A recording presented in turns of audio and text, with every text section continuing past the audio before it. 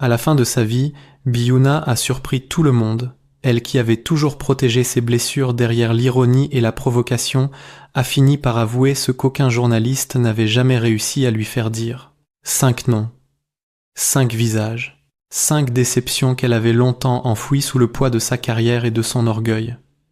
Pourquoi avait-elle choisi de parler maintenant ? Pourquoi ces vérités si lourdes avaient-elles été gardées dans le silence pendant des décennies ?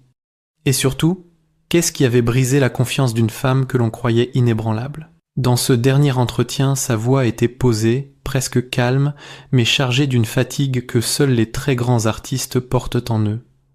Elle a murmuré une phrase qui a glacé son entourage. On ne pardonne jamais vraiment, on apprend seulement à vivre avec. Derrière cette confession se dessine un autre portrait de Biyuna, loin de la diva insolente et flamboyante que le public croyait connaître.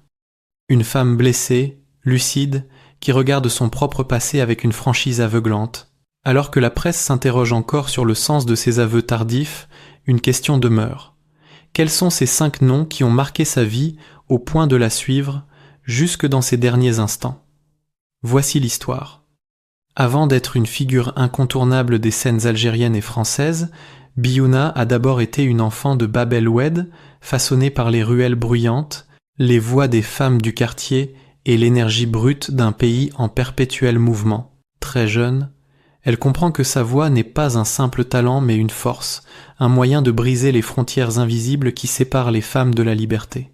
Elle chante, elle danse, elle joue, et à chaque pas, elle tractionne son propre chemin avec cette audace qui déroute autant qu'elle fascine. Arrivée en France, elle ne cherche pas à plaire. Elle impose son ton, son visage, son accent, sa vérité. Le cinéma la remarque, la télévision la convoite, le public la suit. Ce que beaucoup considèrent comme de la provocation n'est pour elle qu'une manière d'exister pleinement, sans se conformer à ce que l'on attend d'une artiste venue d'ailleurs. Cette intransigeance lui offre des rôles marquants, mais elle lui coûte aussi des inimitiés, des incompréhensions et des heurts silencieux dans l'ombre des plateaux. Son parcours est celui d'une femme qui refuse les compromis faciles. Cette force attire les esprits libres, mais elle dérange ceux qui souhaitent garder le contrôle. Derrière les applaudissements et les projecteurs, elle garde en elle la mémoire des promesses brisées, des gestes blessants, des paroles qui ont laissé des cicatrices profondes. Et à mesure que les années passent, ces souvenirs deviennent plus clairs, plus lourds, presque impossibles à ignorer. C'est dans cette émotion à la fois lucide et douloureuse que Biyuna, au soir de sa vie, a décidé de nommer ceux qui l'avaient déçue au point de marquer son destin. Des artistes qu'elle a croisés, admirés parfois, mais qui ont laissé en elle une trace faite de silence et d'amertume. Maintenant, l'histoire peut commencer. Numéro 5. Chantal Laoubi.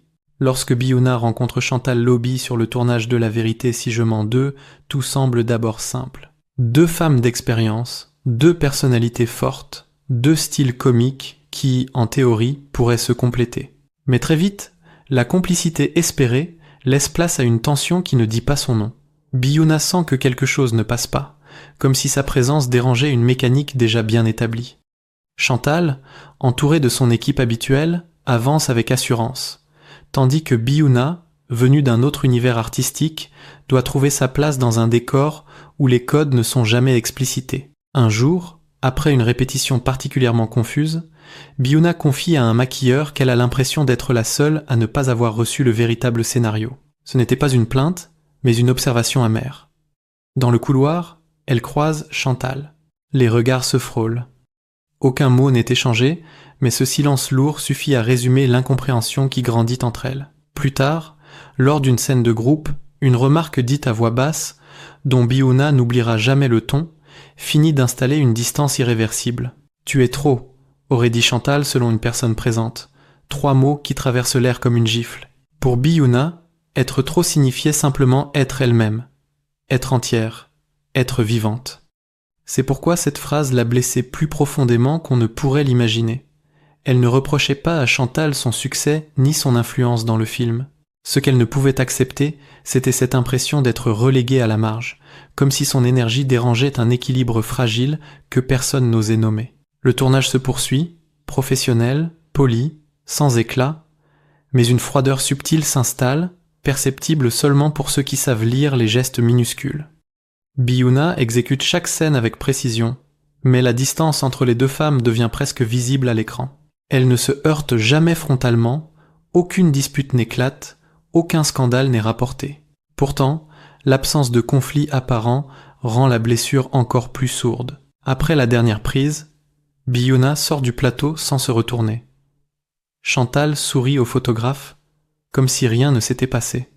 Des années plus tard, lorsque le nom de Chantal revient dans les conversations, Biyuna serre les lèvres et murmure simplement. Certaines rencontres vous rappellent que le talent n'empêche pas la déception. Elle n'en dira jamais plus. Ce jour-là, quelque chose en elle s'est refermé. Une porte qui ne se rouvrira jamais vraiment. Numéro 4. Gad Elmaleh. Quand Biyuna croise Gad Elmaleh pour la première fois sur un plateau télé parisien, elle se dit que leur énergie pourrait s'accorder. Lui, le comique adulé, rapide, spontané. Elle, la chanteuse-actrice à la présence brute, impossible à ignorer. Les caméras s'allument, les rires fusent, Gad multiplie les improvisations, Biyuna répond du tac au tac. Sur le moment, tout semble léger.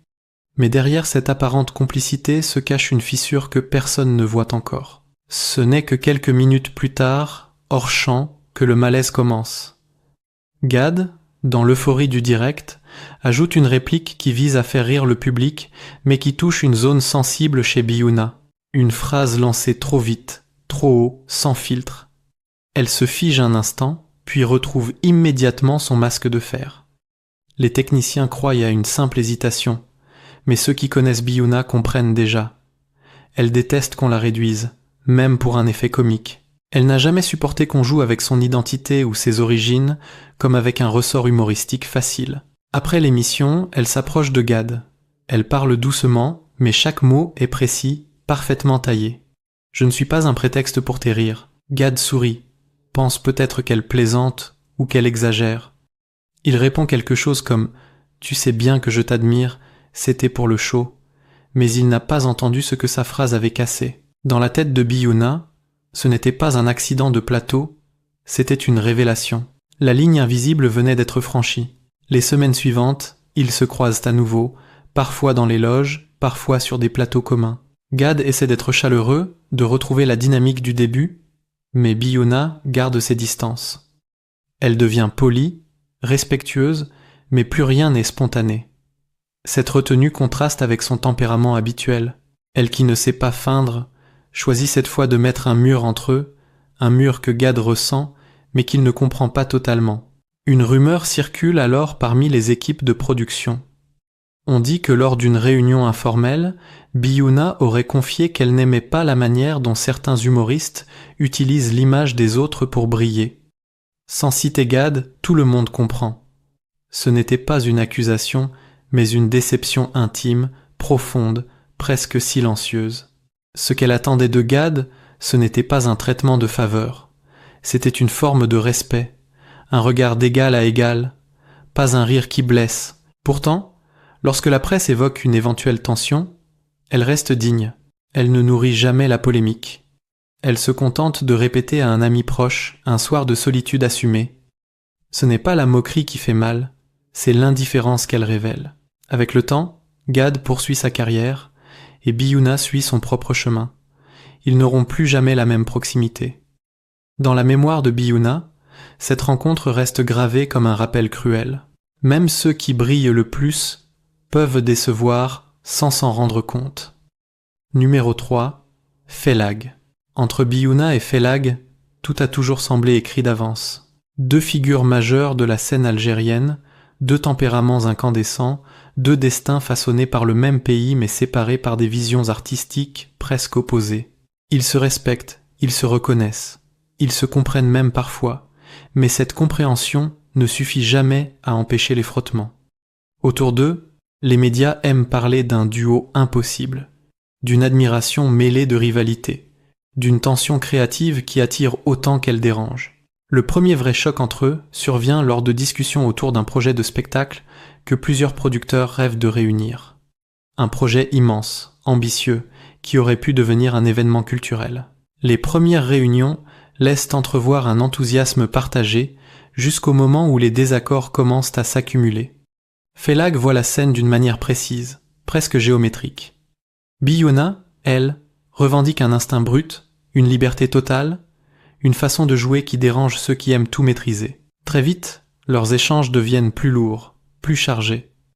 Biyuna sent qu'on veut la contenir, la cadrer, l'ajuster à un moule qui n'a jamais été le sien. Un après-midi, dans une salle de répétition trop étroite pour contenir deux égos aussi vastes, Felag lui dit une phrase qui restera gravée en elle. « Tu es formidable, mais tu n'écoutes que toi. » Pour lui, c'était une critique professionnelle. Pour elle, c'était une blessure, parce qu'elle y entendait autre chose. Une manière de dire que son authenticité dérange, une manière de la réduire à une caricature d'elle-même. Elle répond alors calmement, presque froidement. « Je n'écoute que la vérité. La mienne vaut autant que la tienne. Le projet ne verra jamais le jour. Officiellement pour des raisons de production. Officieusement, tout le monde sait que la fracture entre eux était devenue trop difficile à réparer. Dans les mois qui suivent, ils se croisent lors d'événements, d'interviews, de festivals, Felag sourit, tend la main, essaie de préserver une élégance professionnelle. Biyuna répond avec respect, mais une distance glacée s'est installée. Une distance qui ne s'exprime pas par des mots, mais par une retenue nouvelle dans son regard. Ce qui a le plus déçu, Biyuna, n'était pas le désaccord artistique. Elle avait l'habitude d'affronter des visions contraires. Ce qui l'a profondément touchée, c'est de réaliser qu'un homme qu'elle considérait comme un frère de scène ne voyait plus en elle qu'un obstacle à contourner, une présence trop forte pour un équilibre qu'il voulait maîtriser. Dans la confidence d'un de ses proches, elle laisse tomber une phrase lourde comme un verdict. Certains artistes n'aiment pas ceux qui ne plient pas. Avec Felag, la blessure n'a jamais été bruyante. Elle a été silencieuse, persistante, faite de regards détournés et de mots qui résonnent longtemps après avoir été prononcés. Une blessure qui porte le nom de la désillusion. Numéro 2. Jamel Bensalla. Lorsque Jamel Bensalla propose à Biyuna un rôle dans l'un de ses projets, elle pense d'abord y voir une occasion rare. Un réalisateur connu pour ses comédies populaires, un univers qui pourrait toucher un large public, une promesse de visibilité nouvelle. Elle accepte, motivée par l'idée de surprendre et de se réinventer encore une fois. Mais dès les premières séances de travail, elle comprend que leur monde ne parle pas la même langue. Jamel aime les structures précises, le rythme, les mécanismes comiques qui reposent sur une forme de contrôle.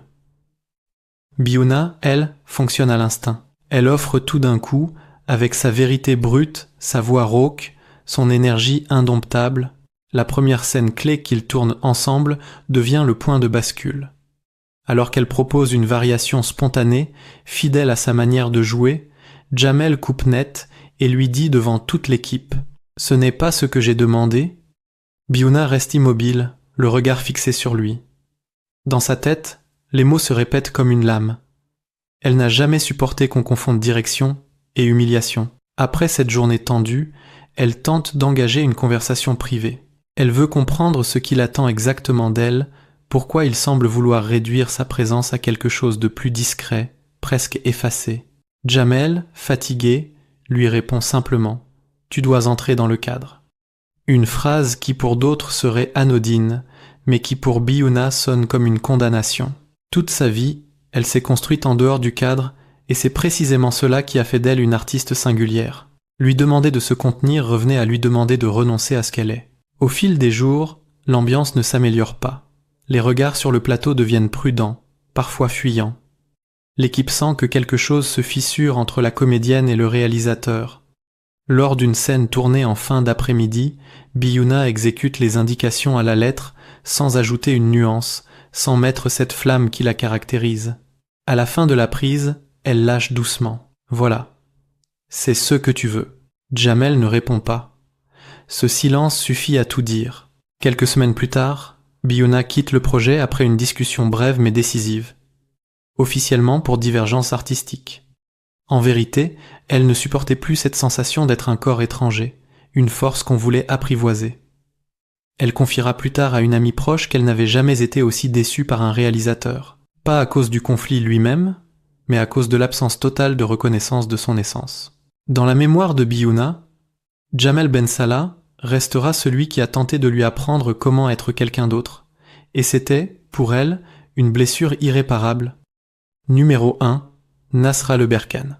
Parmi toutes les rencontres de sa carrière, celle avec Nasera Leberkane est sans doute celle qui laisse en Biouna une marque aussi profonde qu'inattendue. Deux femmes, deux forces, deux voix, venues d'une même mémoire collective. Elles auraient pu être alliées, miroirs, complices. Pendant un temps, c'est ce que le public a cru. On les voyait côte à côte dans certains événements, souriantes, dignes, presque complémentaires. Mais derrière ces images apparemment harmonieuses se cachait une tension silencieuse, faite de malentendus et de non-dits. Le premier signe de rupture survient lors d'un grand gala à Paris où les deux artistes sont invités. Biouna y donne une interprétation magistrale, puissante, habitée, comme elle seule sait le faire. Le public l'acclame. Dans les coulisses, alors qu'elle récupère encore son souffle, elle entend une voix dire « Elle pense toujours qu'elle est unique ». Lorsqu'elle se retourne, elle voit Nasera. Le ton n'était ni ironique ni admiratif. C'était une pointe, fine mais acérée. Une phrase que d'autres auraient oubliée, mais qui pour Biouna résonne comme une mise à distance brutale. Dans les mois qui suivent, plusieurs rumeurs s'ajoutent à ce premier accroc. Des producteurs affirment avoir entendu Nasera exprimer des réserves à l'idée de partager la scène avec Biouna. D'autres parlent d'un projet commun abandonné sans explication. Biouna n'accorde d'abord aucun crédit à ces bruits de couloir. Elle n'a jamais eu peur de la concurrence. Elle a grandi dans des environnements où l'on se bat pour exister. Mais ce qui la trouble, c'est la froideur réelle qu'elle ressent lorsqu'elles se croisent. Un salut poli, un sourire mécanique, un regard qui ne s'attarde pas. La chaleur d'autrefois s'est évaporée. Un jour, lors d'une interview, un journaliste demande innocemment si Biouna envisage de travailler avec Nasera. Son visage reste impassible, mais son regard se durcit légèrement. Elle répond avec cette phrase devenue célèbre parmi ceux qui l'entouraient. « Je ne tends pas la main à ceux qui la retirent avant de me toucher. » Une déclaration qui ne cite personne, mais qui dit tout. Ce jour-là, le public perçoit pour la première fois l'existence d'une blessure plus intime. Ce qui déçoit Biouna n'est ni la rivalité ni la différence artistique. Ce qui la blesse profondément, c'est la sensation d'un lien brisé sans raison, comme si un silence s'était imposé sans qu'elle ne comprenne jamais pourquoi. Elle ne reproche pas à Nasera son ambition ni son caractère. Ce qu'elle ne pardonne pas, c'est l'absence de loyauté. Dans son monde, la loyauté est une pierre rare. Quand elle se fissure, elle rompt net. Des années plus tard, lorsqu'on lui demande ce qu'elle retient de cette relation, elle répond simplement. Certaines personnes n'acceptent pas la lumière des autres. Et dans sa voix, il n'y a ni colère ni mépris. Seulement une tristesse calme, celle de quelqu'un qui a trop donné pour ne plus attendre. Dans son dernier aveu, ce nom est le premier qu'elle prononce.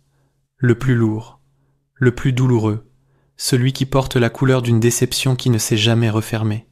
Lorsque l'on regarde la trajectoire de Biouna, on comprend que ses blessures ne sont pas celles d'une femme fragile, mais celles d'une artiste qui a vécu chaque moment avec une intensité rare. Elle n'a jamais joué un rôle à moitié, jamais offert une émotion qui ne soit vraie, jamais accepté d'être moins que ce qu'elle était.